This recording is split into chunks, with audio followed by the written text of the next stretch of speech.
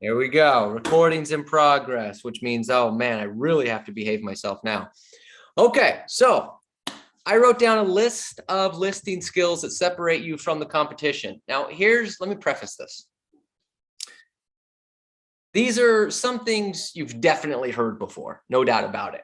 Some things maybe you haven't heard before, maybe some things you have heard before, but this is a great reminder. But this is a list of things that the average real estate agent would not do. Not necessarily the average Neil Schwartz agent, Mike Ferry agent, whatever the case may be. Just the average real estate agent won't do these things. That's what these particular skills or activities are that's going to separate you from the competition and get you more listings. Now, I'm assuming that everyone would like to convert more appointments to listing signed. Is that correct? Okay, I've got 2 of you. Good. Yes. Yes. Right. So 2 people are going to, 3 people, 4 people are going to go from 25% to 75%. The rest of you, I'm just trying to get from 25%. Yes.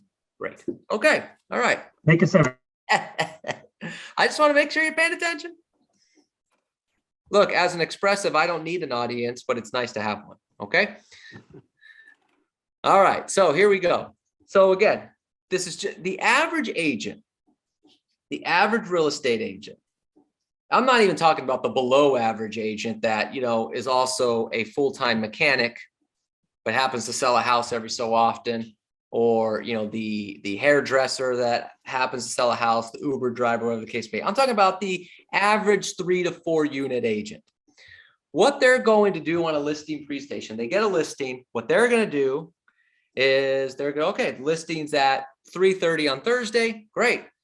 They're going to show up, go to the house, talk to these people about the listing, tell them how great they are, and hope they get a contract signed, build some rapport, talk about the kids, the dogs, all these other different things. That's what the average real estate agent's going to do. That's why the average real estate agent, according to Mike Ferry, they run the numbers, closes 20% of their listing appointments. Okay. We do more. So let me dive into some of these things here. Again, some of these you've heard before, some of these maybe you haven't, but this is the skills that separate you from the competition. Number 1, pre-qualify. 100% of the leads. Anybody want to? What percentage of the questions? 100. 100. 100% of the leads, 100% of the questions, 100% of the time. Robert, it's my mother. You should ask her twice. Okay. Don't tell me your mother's never lied to you. Okay. Oh, you're like the perfect child. Lie number 1. All right. Robert, you're so right. So there you go. Right. Because the average agent is not going to pre-qualify. You're interested in listing your house. You want me to come by Thursday at 3:30? I'll be there and just show up. Now, let me ask you something. If you went to the doctor's office and you said, hey, doc, I have a headache.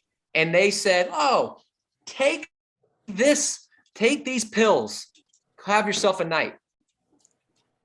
Wouldn't you be a little bit curious as to why they didn't try to figure out the problem? Wouldn't you be a little concerned that they just said, hey, take these pills? Yeah. I would be concerned. Yeah. Now, if I was 21, maybe not. But that's a different story. Okay. But I would be concerned. So a doctor's going to go, oh, your head hurts? Well, when did it start hurting? Did you hit your head against anything? Have you been drinking enough water? Any other issues? They're going to ask you all these pre-qualifying questions. And as annoying as it may be, really that's what you want, because they're trying to figure out what's wrong with you instead of just saying, take these pills. The pre-qualify is that I'm trying to figure out, A, what are you trying to accomplish? B, can I accomplish it for you? C, should we really even be meeting? And D, what do I need to show you when I get there to make sure that you're going to list with me? The pre-qualified does all that. Yeah. Otherwise, you could go on a listing that's not an actual listing appointment. Has anyone ever done that? Gone out on a listing just to find out it's not a real listing appointment? That happened to anybody ever? Yeah. Yes. Yep. Lie. Okay, Yes. so a couple of you are telling the truth. The rest of you are either lying or not paying attention. Oh, you want to sell your house? Great. So when do you want to sell? When we retire? Oh, you're retiring? Well, yeah, in 3 years. Oh, so glad I'm here. Well, yes, we would love to sell our house. Oh, great. Well, what price were you thinking? Well, I don't know, 1.2 mil. Well, it's about an $800,000 neighborhood. You sure you want to go with that price? Yeah. I probably don't need to go. Okay. So pre-qualify, that's what they want. It shows you're a professional. It shows you're a doctor. It shows you're a financial advisor. It shows that you're that type of person, the lawyer. Okay. And that's the standard you should be holding yourself to. Pre-qualify. Number 2, send out a pre-listing package. Send out a pre-listing package. To, again, everybody. Well, Robert's a past client. So what? Let me ask you this. Some of you know the answer. How many people use their agent again? When somebody buys and sells a home, how many of them use their agent again? What percentage? 60%. 22%. That's 20. Yeah, the latest number was 23. Wow. Nationally, now to your point, Dave, 75% of people, when they close a transaction, according to an NAR study, at closing, they say they're willing to use their agent again, but at the end, only 23% do. So now that's a communication problem. But for the listing, we can't get into the mentality, it's a past client, they'll list with me, no problem. I don't need to send them the pre-listing package. Oof. For a couple bucks, you're going to get paid $10, $15, $20, $30,000 depending on your area, and you're debating whether or not to spend $10 in shipping to send them a pre-listing package or pay someone to go drop it off. Pre-listing, it separates you from the competition because there's 3 possible options to sending a pre-listing package. Number 1, they get this nice pre-listing package delivered in the mail. Okay. Now let's be honest. When you get a package from like FedEx or something like that, isn't there like a little bit of excitement in you? What did I get? Did somebody send me something? What is this? Right? So you get a little bit of excitement. You open it up and there it is, this beautiful pre-listing package about listing your home. It's a little excitement you create with the seller. So you get that. The other agent doesn't send it. Before you walk in the house, you're head of the other agent. That other agent now has to give the most ridiculous presentation or listing from cutting their commission or overpricing it. You're already ahead. So that's number 1. You send it, they don't. The second possible outcome is that you send this wonderful pre-listing package, but on the same day, they get another FedEx package from the other agent. And it's like, wow, I'm interviewing the 2 right agents.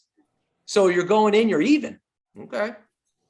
The third option is that you don't send it and you happen to run into an agent that does. So now the seller gets that warm and fuzzy feeling from the other agent and they're going, well, where's Robert? I got nothing from Robert. Pre-listing package is key. Now I want to say this to you, upgrade your pre-listing package. Get the newest logos, get the newest looks. Let me tell you something. Jack Ma, God bless his soul, is dedicated to upgrading everything in life. And he just sent me his new pre-listing package. And if Jack Ma is on a listing appointment, if Jack Ma is competing against a listing with you and he sends that pre-listing package he just sent me and you don't send one, don't even go. Because his pre-listing package, the new one he just sent me the other day, is pristine. I mean, upgraded visually, everything. Upgrade it, make it look better. All right, so you're going to pre-qualify them. You're going to send out a pre-listing package. So before you even walk in the door, you've shown your profession by asking the questions. They've gotten this wonderful package from you. My goodness, you are way ahead of the competition just by those 2 things. I wrote down here next, going to the presentation, dress to impress. Dress to impress. Has anyone ever been to an open house and you couldn't figure out which one the real estate agent was? Yes, sir. Yeah, yeah. You walk into an open house going, who's running this show? Which one's the agent? I thought the client was the agent. I thought the client, the client's the one spending the money, so they're dressed up. The agent's, in their, pants and a polo. Not to say it's a bad look, obviously, or my favorite is the Chucks, the Converse with the jeans, like the rock and roll t-shirt, but you got the sports coat on. So now you're professional because at least you threw the sports coat on. Now, again, I love the look. I wear that same look, on date night. I'm not wearing it to a $900,000 listing appointment. Okay. Dress to impress. Now, here's the key. Here's the key that I want some of you to understand. Just because it's not $1 million property doesn't mean you shouldn't look like $1 million. I noticed years ago, actually, some of you might know the name John Arrow. AAROE. John Arrow was a broker owner of one of the most successful real estate franchise all across Los Angeles. He was predominantly West Side territory. So I had a decent relationship with him, got to meet him a number of times, but I had a good relationship with some of his higher ups. So years ago, before he retired for the second time, he said he was going to open up an office in Baldwin Park. Now, Baldwin Park's a fun, but the John Arrow group was like, dude, you're Beverly Hills, you're Palisades, you're Brentwood, like everything about you is luxury. It just seems like an odd to go all of a sudden down to Baldwin Park. And he said to me, he said, well, I happen to be down there doing some other business. And I went into an open house and I look at the agents that were coming in and out of the open house. I took a look at the flyers and I said to me, this is crap. And this is this property that is still going to sell for $500,000. And the production value of the agent and the marketing here is crap. He said, gosh, if I took the marketing materials from a John Arrow group of Beverly Hills and brought them to the type of clients in Baldwin Park, I'd kill it out here. So you know what he did? He decided to open up an office in Baldwin Park and do that. And all of a sudden, the John Arrow group was one of the top offices instantly in Baldwin Park because he took the Beverly Hills type of marketing mentality to an area where most agents didn't see their market as a Beverly Hills type market, and he crushed it. Well, Robert, this is a fixer. It's a $300,000 property. Suit up. Color flyers. Okay. You're getting paid. Dress to impress, no matter what the listing is. Always look better. I want you to write this down. Someone taught me this years ago. It's never a bad thing to be the best dressed person in the room. Yep. Never a best dressed person in the room, no matter what situation you're in. You're walking into a real estate transaction, you're walking into a dinner party, you're walking into the club, doesn't matter. You're the best dressed person in the room, never anything wrong with that. Have that mentality. Makes a difference. Now, here's the thing. Some of you are going, well, gosh, Robert, I can't afford the Armani suit. I can't afford the custom suits. You don't need a custom made suit. Now, look, I have custom made suits. They're nice. Okay. But I have some suits that aren't custom made either. Those are also nice. You don't need to go to, these lavish places. Go get yourself a decent clothing. You'll be fine. Okay. All right. I wrote down here next. Okay. Make sure all decision makers are there. This is a listing skill that separates you from the competition. Make sure all the decision makers are there, or don't go. Or don't go. See, this separates you from the competition because will most people go even if all the decision makers are not there? The average agent, well, that's okay. I'll talk to the spouse and then she'll talk to the husband. because I'm sure the spouse will translate everything you said perfectly to the husband. Happens every time. You know? Make sure all the decision makers are there. How do you make sure all the decision makers are there? You ask, are all decision makers going to be there? It's on the pre-call questionnaire. Well, you know, my wife is actually traveling for work, so she won't be here. When will she be back? Well, she won't be back for 2 weeks. Are you going to list your house in the next 2 weeks? No. Great. Then I'll see her when she gets back. See, we fear. The average agent fears, well, if I don't go and talk to the husband, then they're going to list their house with somebody else. Are they going to list their house if one of the spouses is out of town? No, probably not. Okay. Are they going to sign the contract? Is one spouse going to sign the contract if the other spouse isn't there? No. That's how divorces happen. Honey, guess what? I listed our home. Excuse me? Well, this didn't go well. Make sure all the decision makers are there. Okay. I wrote down here next, smile. Smile. Some of you that comes naturally. Some of you have to like get a wrench. Okay, one goes this way, the other goes this way. There you go. I mean, some of you, I can't even get you to turn your, I don't even know what you look like. Smile. Smile. Do people want to typically work with happy, positive people? Yes. Yes. Even if they're negative, and there are a lot of negative people in the world, negative people don't want to be around other negative people. They want to be around positive people for one of two reasons. Either A, they want someone to lift them up, or two, they want to bring you down. Either way, that's their goal. Smile. Hey, how's it going? Right?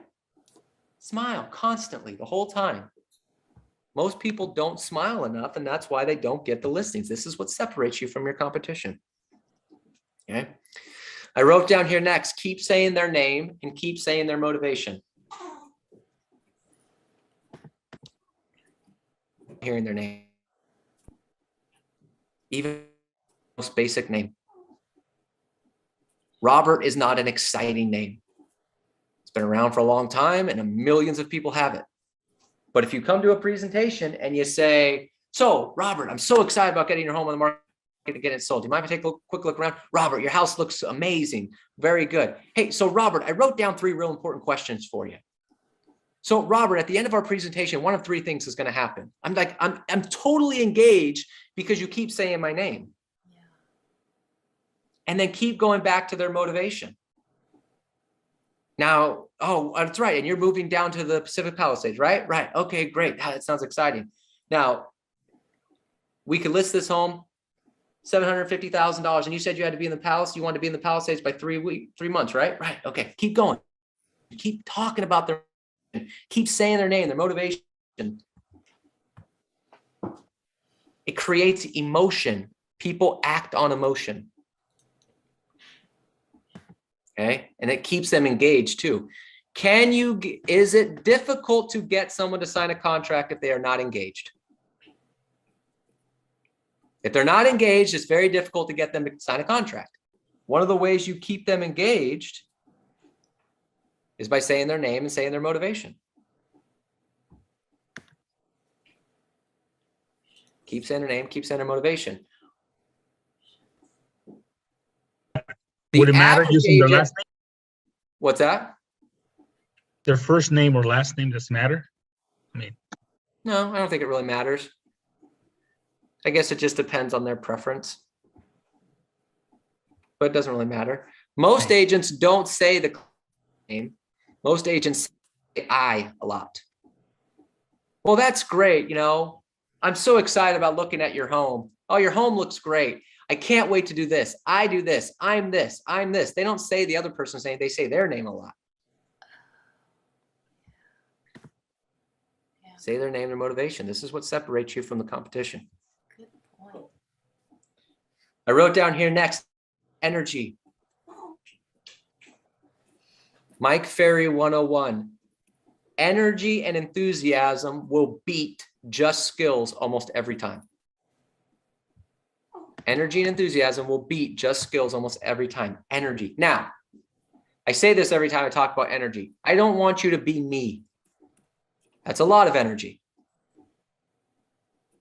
Okay, that might be a bit much. But you can't be boring. Let me give you an example. Let me give you an example. I hate saying this example, but it's the best one that drives the point home. There's a guy in Seattle, Mike Ferry agent, George Graham. George Graham is a very nice man and an incredible real estate agent. Okay. George Graham is very, very analytical. He talks very slowly and methodically when going through his presentation. I would never list with him, even though he probably the most skilled real estate agent in the marketplace. I wouldn't do it. I just couldn't do it. Like, dude, help me. Pick it up. Energy sells, energy enthusiasm.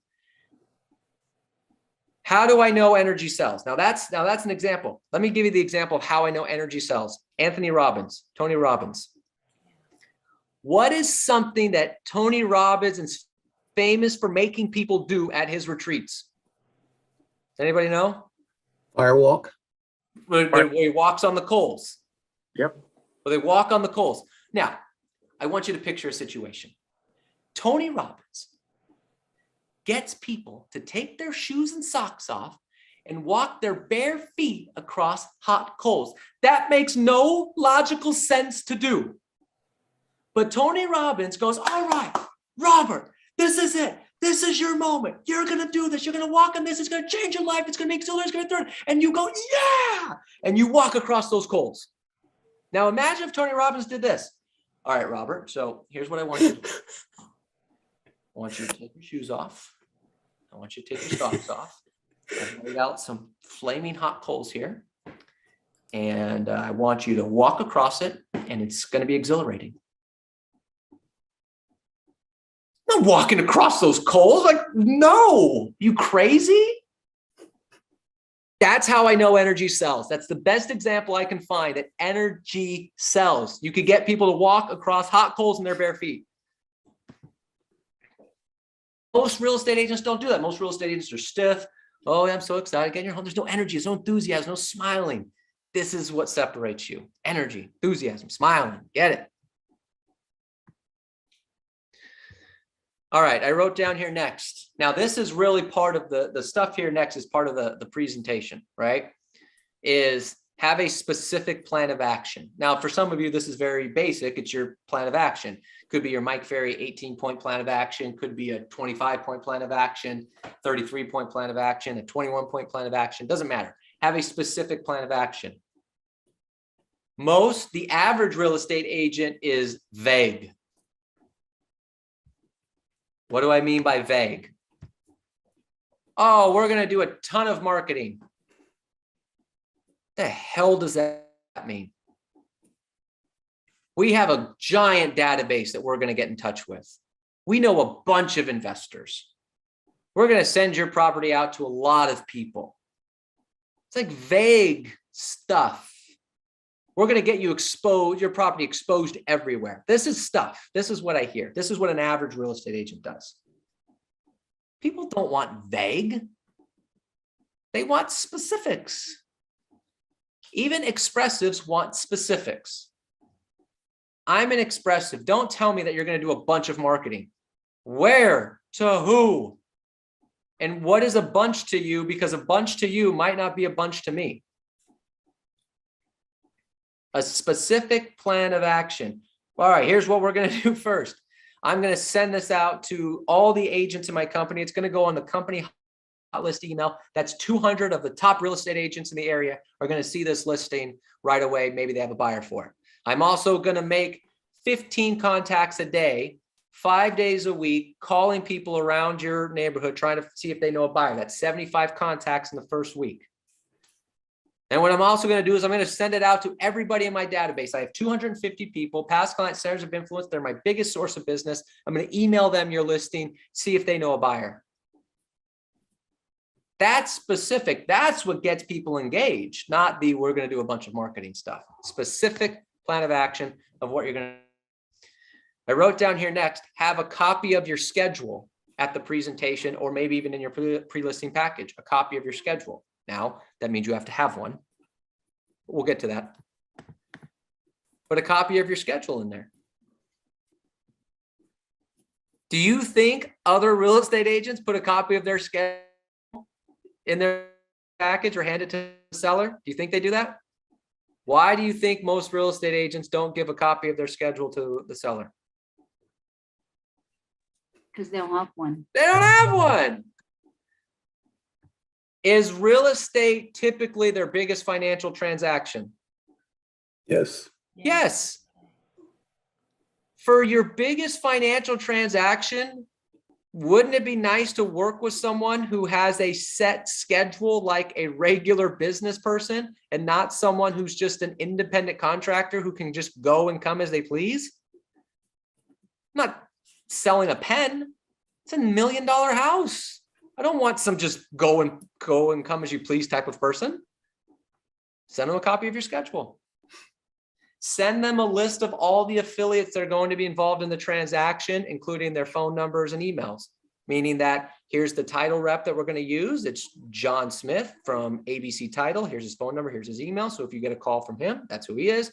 Here's the escrow officer. It's so and so forth. Here's the transaction coordinator. Here's my, my assistant, if you have one. Give them the list so they feel like there's a whole group of people working for them to get the deal. This is a major transaction. There's a lot that goes into it. You never want them to feel insecure. Sorry. So now it's like, oh, I've got this agent, and now he's kind of wrapped me in this blanket of affiliates that are all protecting me and here for me for my deal. And the other agents aren't going to do that. Now, I'm not done yet. There's more stuff, but if you wrap this up, it's my favorite objection handler ever. Favorite objection handler of all time, competing against another agent. Let me share it with you. Okay. Well, the other agent said they would do this. Okay, Mr. and Mrs. Seller, let me ask you, did the other agent send you a pre-listing package? No. Okay. Did the other agent give you a specific step-by-step plan of action of what they're going to do to get their home sold? Or did they just use a bunch of vague terms like they're going to do a bunch of marketing? Well, they have a bunch of vague terms. Okay. And I imagine you want someone who's got a more specific plan, right? Right. Okay. Did they give you a list of all the affiliates involved in the transaction? No. Okay. Did they give you a schedule? No. Can I tell you why that concerns you? Well, why is that? Well, it means they probably don't have one. And look, I'll be honest with you, Mr. Masso, the downside of my business is we're independent contractors, and a lot of people in this business come into the office whenever they want. They leave whenever they want. They don't treat their business like a CEO does with a set schedule. Now, let me ask you this. Do you want someone with a set business CEO schedule or someone that just kind of flies by the seat of their pants every day? I want someone with a set schedule. Okay. So based on that, Mr. and Mrs. Seller, you can either have an agent with no pre-listing package, no plan of action, no affiliates, and no schedule, or an agent that has a pre-listing package, gave you all the affiliates, has a specific plan of action, and has a business CEO schedule. Which agent would you like to list your home with? I'll take number 2 for 500, Johnny. Thank you. My favorite objection handler. Because it makes no sense for them to agent. None. Zero. And even if the other, the other agent did send a pre-listing package. Okay, great. I still have the schedule, which I know the other agent no chance in hell has given them. It's my favorite objection handler. Works like a charm. But it only works if you give them these things. This is what separates you from the competition. All right, a couple other points I wrote down here, then we'll wrap up. Do your absolute best to see every comp in person. Do your absolute best to see every comp in person. One of the most powerful short statements, in my opinion, and just my opinion, one of the most powerful short statements on a listing presentation is when you're going through the comps and you ask the client, have you seen this home? And they say, no, I haven't. And you say the following, I've been in this house. That to me is one of the most powerful short statements you can make on a listing presentation, because it instantly shows the seller that they cannot argue with you about the price of that house versus the price of yours. Have you seen this house? No, I haven't. Well, I've been in this house.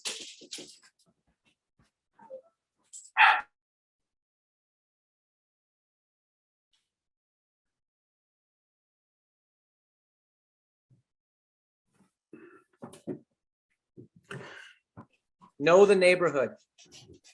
Not just the market stats, but know the neighborhood.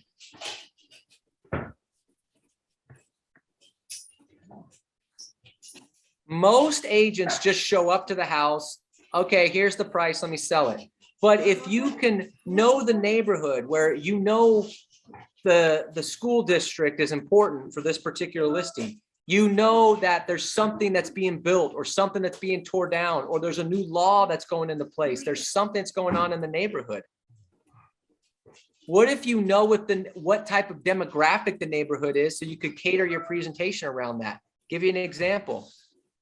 What if you know that the neighborhood has a 45% non-owner occupied rate? Go to the seller and you say, hey, Mr. Marcel, know that 45% of the homes in your neighborhood are rentals. Well, I knew it was a rental market. I didn't know it was that much, right? So really, to market your property the best, we can't just market it locally. We need to market it nationally and internationally, because we have to cater to the investors, right? Right. Well, here's my plan to do that. Ooh.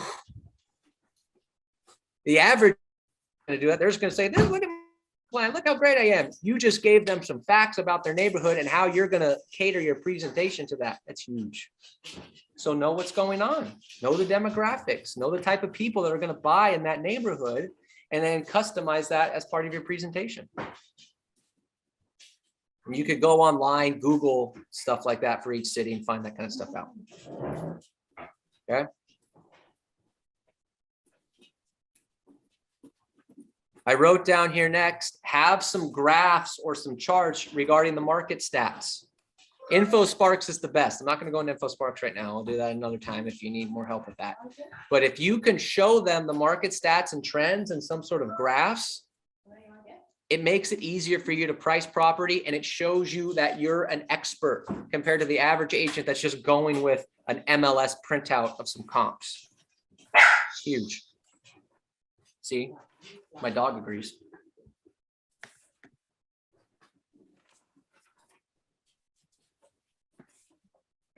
Have some. You know what's really great about that is if you can get an idea of how much they think it's worth. You don't argue on the phone, but you put it on the graph, and then all of a sudden they see that they are so far above everything else. You don't have to say a word. Huge. It's huge. Yeah, I 100%, Dave. That's a great point. Huge. Yep. Yep, absolutely. But and then today's point though, they have to see it, because if it's just hearsay, if you're just, well, no, it's not going to list for this, we should be listing that. But if you give them the proof, man, telling you, the average agents don't provide proof, they provide opinions. The average agent doesn't provide proof, they provide opinions. You provide the proof with the market stats, the graphs. You've seen every comp. Huge. Then the last thing I wrote down here on what separates you from the competition, which I think is one of the last remaining sales skills that we have that can ourselves, is understand their personality styles.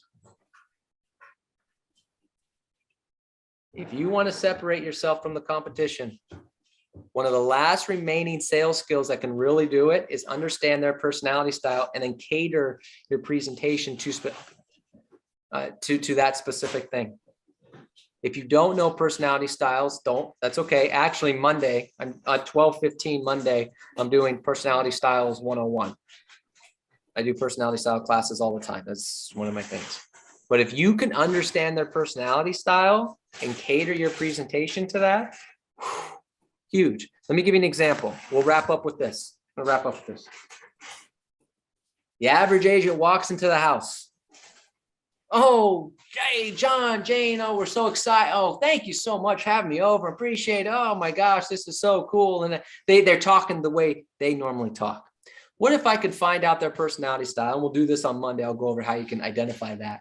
And I customize my opening line based on that. So if they're an analytical, I walk in, oh, I'm so excited about you showing me all the wonderful specific things, every inch of this house, and how we're going to go ahead and get it sold and get you every dollar that you want. An analytical is going to go, yes, every inch of this house, every dollar to the penny. Great. Right? Thank you again for having me over. Oh my gosh, I can't wait for you to show me all the wonderful things you've had in this house. Tell me about all the memories you've had and how we're going to transfer that to the next buyer so they can share the next memories. I say that to an amiable, they're going to go nuts. Oh, thanks again for having me over. Hey, look, I can't wait to get right down to show you how we're going to get you to Pacific Palisades in 3 months. Let's get to work. Let's get this house sold. I say that to a driver right when I walk in. I'm in their pocket. I walk into an expressive, I'm smiling, I'm energetic. Wow. Oh, thank you again for having me over. Gosh, I'm so excited about talking about getting this house sold for you, getting you down to the Palisades, getting you all the money. Let's go ahead and get this started. What do you think? That energy, enthusiasm, the end goal in mind. If I customize my beginning to their personality style, right from the get-go, I'm in their pocket. So we'll talk more about that on Monday. So, Robert? yes. Your question. So on Monday, when you talk about the personality type, you'll also like talk about like, you know, how to interact with them to cater to their needs so we can better help them Correct. and have them. Correct. Is that what you're saying on Monday? Correct. Okay, great. Correct. For example, with an analytical, they're an analytical. Here's the phrase you need to know more than any other phrase with an analytical. Does that make sense? Those words, when dealing with an analytical, if you don't use those words with an analytical, you will never, ever get them to sign a contract.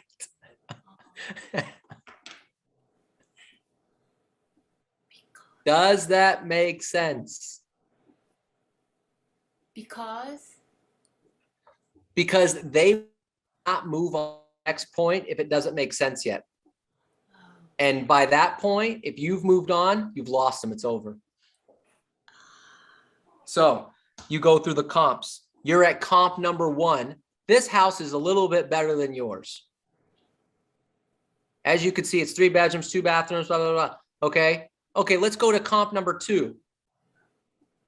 They're still on comp number 1 thinking, well, wait, why is this?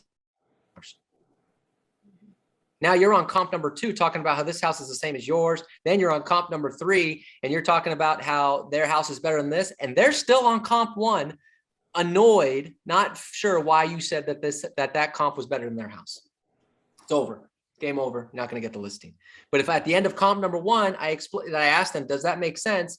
They could say, well, you know, you said it's better because of the upgrades, and then they ask the question, then you can handle it. yeah. But if you don't do that, it's over. Okay. You talk about reality and fantasy land. How do buyers determine value? You go through it. Does that make sense? If they go, well, no, I mean, like if I was a buyer, I wouldn't necessarily care about the upgrades to the car. Like if they're not on board, it's over. So you have to say, does that make sense every time? Okay. So we'll go over that on Monday. Other questions on what we went over today? All right. So look, Always learn something, Robert. I'm doing my damnedest. Robert, do you put a listing contract in the listing? I mean, in the pre listing presentation? Absolutely. Okay. Yep. I would put it and then I would either highlight where to sign or put those little sticky things on where to sign. Yep, I would send it for a couple reasons. Number one, for them to either potentially sign it, or number two, even if they don't sign it, they've probably looked through it, which means when I go to the listing and we agree on everything, it's not going to take me as long to go through the listing contract. So I might be there for if I might myself 30 minutes at the end. And you'll certainly find out as soon as you step through the doorway whether the price was near what they thought. Oh yeah. Yeah. Yeah, 100%. Yep, I'll know. I can tell their face. See their facial reaction. Oh, yeah. All right, good stuff. All right, everybody. So look, the point of this was just a couple additional ideas that are a little bit different than what the average agent may do that can help you generate a few extra listings, close on a few extra ones, okay? If nothing else, I'm telling you, the schedule, the copy of the affiliates, and that plan of action, that is nothing else. If you got nothing else out of that, that's the golden nugget. That will crush a lot of your competition. All right, everybody. That's all I Question. got. Yes.